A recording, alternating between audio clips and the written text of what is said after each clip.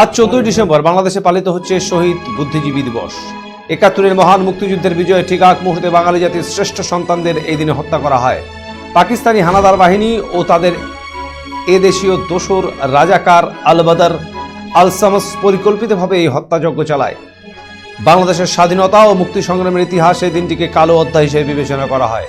দিবসটি উপলক্ষে বৃহস্পতিবার সকাল 7টা 1 ঢাকার মিরপুরের শহীদ বুদ্ধিজীবী স্মৃতিসৌধের জাতির শ্রেষ্ঠ সন্তানদের প্রতি ফুল দিয়ে শ্রদ্ধা জানান বাংলাদেশের রাষ্ট্রপতি মোহাম্মদ শাহাবুদ্দিন ও প্রধানমন্ত্রী শেখ হাসিনা। স্মৃতিসৌধে পুষ্পস্তবক অর্পণের পর কিছুক্ষণ নীরবে দাঁড়িয়ে থাকেন রাষ্ট্রপতি ও প্রধানমন্ত্রী। এ সময় বিউগলে বাজানো হয় করুণ সুর। এ সময় শহীদদের প্রতি শ্রদ্ধা জানিয়ে গার্ড অফ অনার প্রদান করে 3 বাহিনীর একটি চৌকস দল।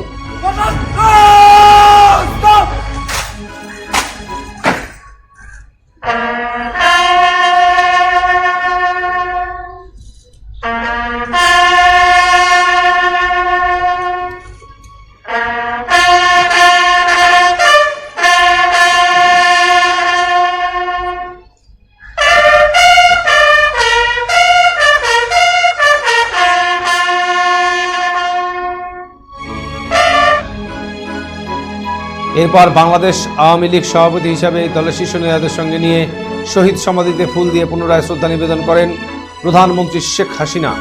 শহীদ স্মৃতিসৌধে শ্রদ্ধা নিবেদনের পর উপস্থিত যুদ্ধাহত মুক্তিযোদ্ধা ও শহীদ পরিবারের সদস্যদের সঙ্গে কুশল বিনিময় করেন রাষ্ট্রপতি মোহাম্মদ শাহাবুদ্দিন ও প্রধানমন্ত্রী শেখ হাসিনা। বাংলাদেশের রাষ্ট্রপতি ও প্রধানমন্ত্রী শ্রদ্ধা জানানোর শেষে সর্বস্তরের মানুষ বুদ্ধিজীবী স্মৃতিসৌধে পুষ্পস্তবক অর্পণ করেন। ঢাকার মিরপুর শহীদ বুদ্ধিজীবী স্মৃতিসৌধ ও রায়ের বাজারে বদ্ধভূমি স্মৃতিসৌধ এদিন ভরে ওঠে নিবেদিত ফুলে ফুলে। ঢাকা থেকে হাবিবুর রহমানের রিপোর্ট।